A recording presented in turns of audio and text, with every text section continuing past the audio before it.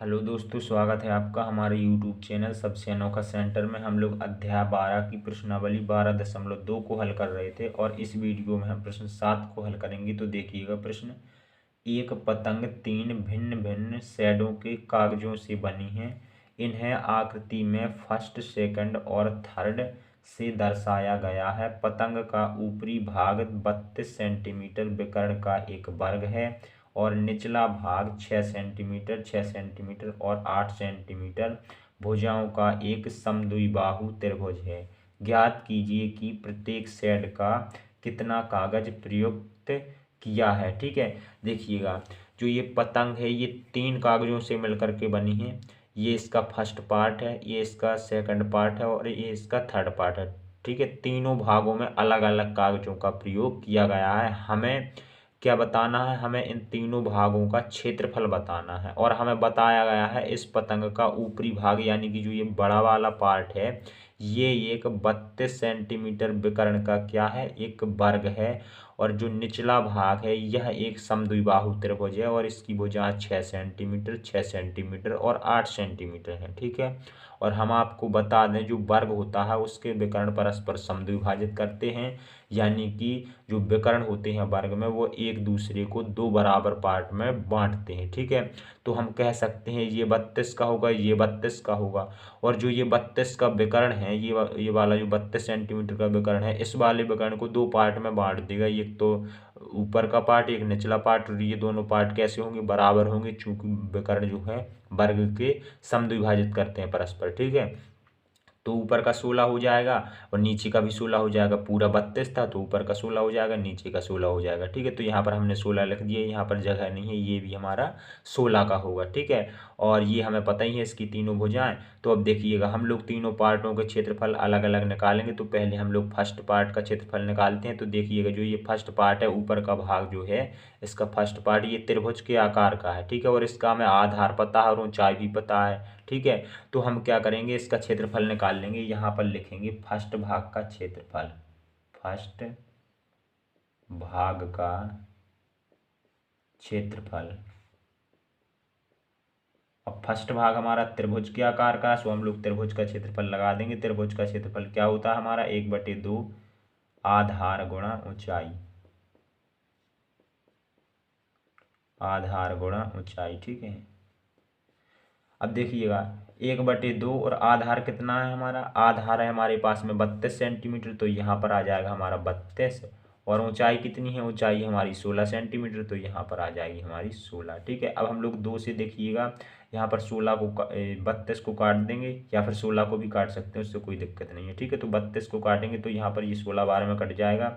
अब यहाँ पर देखिएगा 16 का गुणा 1 में कर देंगे तो 16 ही रहेगा, और यहाँ पर जो गुणा में 16 है इसे हमने लिख दिया। ठीक है, अब देखिएगा जब हम लोग 16 का गुणा 16 में करेंगे तो यहाँ पर कितना आ जाएगा? 256 आ जाएगा। और सेंटीमीटर का स्क्वायर, चूंकि हमने क्षेत्रफल निकाला है। ठीक है, ये हमने फर्स्ट भाग का क्षेत्रफल निकाल लिया। अब ध्यान से देखिएगा फर्स्ट भाग का जो हमने क्षेत्रफल निकाला है इसका आधार कितना है? 32 सेंटीमीटर। ऊंचाई कितनी है? 16 सेंटीमीटर। इसी प्रकार जो नीचे का भाग है, नीचे का भी भाग त्रिभुजाकार है और इसका भी आधार 32 होगा और ऊंचाई कितनी है हमारी? 16 सेंटीमीटर है। ठीक है, यानी कि ऊपर का त्रिभुज और नीचे का जो त्रिभुज है ये दोनों पार्ट कैसे हैं? बिल्कुल एक से हैं, तो इनके क्षेत्रफल भी एक से होंगे। ठीक है, तो हम कह सकते हैं जो फर्स्ट पार्ट का क्षेत्रफल होगा वही हमारी सेकंड पार्ट का क्षेत्रफल होगा। ठीक है, तो देखिएगा यहाँ पर हम लोग लिखेंगे सेकंड भाग का क्षेत्रफल, सेकंड भाग का क्षेत्रफल बराबर फर्स्ट पार्ट का कितना निकला था? 256। सो इसका भी हमारा कितना हो जाएगा? 256 सेंटीमीटर का स्क्वायर। ठीक है, अब बात करते हैं थर्ड पार्ट की। ठीक है, तो थर्ड पार्ट में हम भुजाएं दे रखी हैं और ये एक समद्विबाहु त्रिभुज है। ठीक है, तो हम जानते हैं जब हमें भुजाएं दी गई होती हैं तो हम लोग त्रिभुज का क्षेत्रफल किस प्रकार से लगाते हैं? जो हीरोन गणितज्ञ ने दिया था वो वाला सूत्र लगाते हैं, हीरोन का सूत्र लगाते हैं। ठीक है, तो इसमें हम लोग हीरोन का सूत्र लगा करके इस पार्ट का भी क्षेत्रफल निकाल लेंगे। तो यहाँ पर लिखेंगे थर्ड पार्ट का क्षेत्रफल। ठीक है, तो पहले तो हमें यहाँ पर सूत्र लिख देते हैं। त्रिभुज का क्षेत्रफल जो हीरोन गणितज्ञ ने दिया था वो क्या है?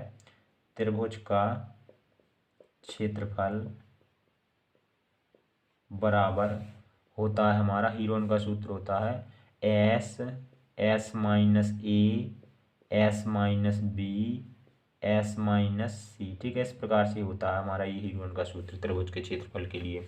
अब देखिएगा जो इसमें एस एस एस है ना, जो इसमें एस है वो क्या होता है, वो त्रिभुज की तीनों भुजाओं के योग का आधा होता है, और जो ए बी सी है ये त्रिभुज की तीनों भुजाएं होती हैं, ठीक है। तो पहले हम लोग एस का मान निकाल लेते हैं। तो यहाँ पर देखिएगा एस बराबर हमारी तीनों भुजाओं का योग का आधा होता है, तो यहाँ पर हम लोग तीनों भुजाओं को जोड़ देते हैं, 6 8 6, ठीक है।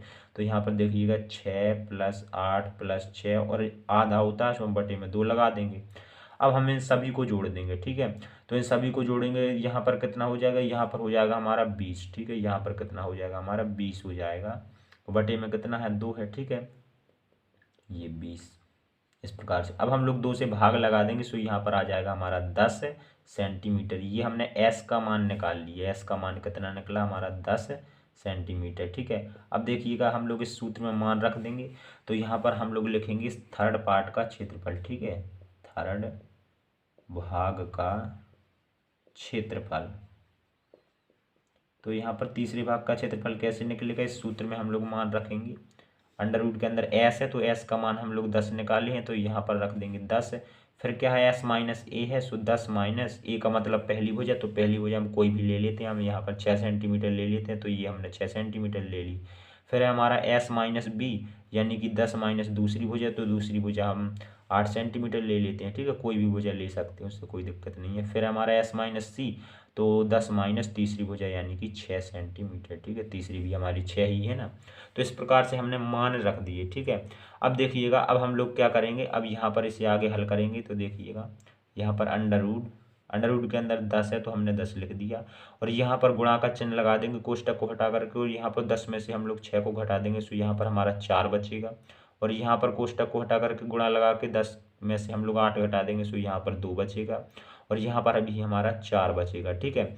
अब देखिएगा हम लोग इसे किस प्रकार से लिख सकते हैं, यहाँ पर हम लोग 10 को किस प्रकार से लिख सकते हैं, 10 को हम लोग 5 गुणा 2 लिख सकते हैं, और ये 4 हमारा ज्यों का त्यों रहेगा, और 2 भी हमारा ज्यों का त्यों रहेगा, और फिर हमने 4 जो था वो भी हमने ज्यों का त्यों रखा, ठीक है। अब देखिएगा यहाँ पर 4 का एक जोड़ा बन रहा है, और 2 का भी एक जोड़ा बन रहा है, ठीक है। और हम लोग जानते हैं कि अगर अंडर रूट के अंदर किसी संख्याओं का जोड़ा बनता है, तो वो संख्या जोड़ा में से एक संख्या बाहर आ जाती है, ठीक है। तो यहाँ पर 2 का एक जोड़ा बन रहा है, तो 2 एक बाहर आ जाएगा अंडर रूट से, ये निकाल लिया, और यहाँ पर 4 का भी एक जोड़ा बन रहा है, तो ये भी हमारा 4 एक बाहर आ जाएगा, ठीक है। 5 का जोड़ा नहीं है, तो 5 हमारा अंडर रूट के अंदर ही रहेगा, इस प्रकार से, ठीक है। अब हम लोग इनका गुणा कर देंगे 4 और 2 का, सो यहाँ पर 8 हो जाएगा, और अंडर रूट 5, ठीक है, इस प्रकार से। अब देखिएगा अंडर रूट 5 का मान होता है हमारा कितना होता है 2.24, ठीक है। जब हम लोग अंडर रूट 5 का मान निकालेंगे तो हमारा निकलेगा 2.25, इस प्रकार से 2.25, ठीक है। और जब हम 8 का गुणा 2.25 में कर देंगे, सो यहाँ पर आ जाएगा हमारा 17.92 आ जाएगा, ठीक है, 17.92। और ये हमने क्षेत्रफल निकाला 100 सेंटीमीटर का स्क्वायर। ये हमने थर्ड पार्ट का भी क्षेत्रफल निकाल लिया, ठीक है। हम लोग फर्स्ट पार्ट का क्षेत्रफल निकाले, सेकंड पार्ट का क्षेत्रफल निकाले, और थर्ड पार्ट का भी क्षेत्रफल निकालिए, और यही तो हमें निकालना था, ठीक है। तो आखिरी की लाइन में हम लोग क्या लिखेंगे, यहाँ पर लिखेंगे अतः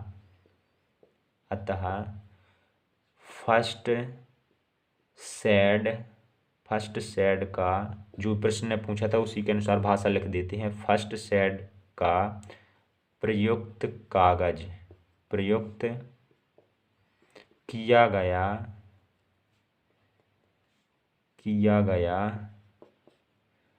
कागज कितना है 256 सेंटीमीटर स्क्वायर, 256 सेंटीमीटर स्क्वायर, ठीक है। इसी प्रकार से सेकंड सेड का प्रयुक्त किया गया कागज बराबर 256 सेंटीमीटर स्क्वायर, यही हमारा सेकंड का था, ठीक है। और इसी प्रकार से यहाँ पर हम लोग लिख देंगे थर्ड सेड का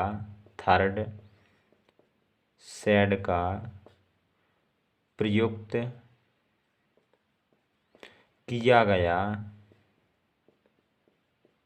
गया कागज बराबर कितना है हमारा 17.92 सेंटीमीटर स्क्वायर, ठीक है। इस प्रकार से हमने तीनों भागों के क्षेत्रफल निकाल लिए, और जो प्रश्न पूछा था उसी के अनुसार हमने आंसर दे दिए। तो इस प्रकार से हमारा सवाल कंप्लीट हो जाता है। चलिए मिलते हैं अगली वीडियो में, धन्यवाद।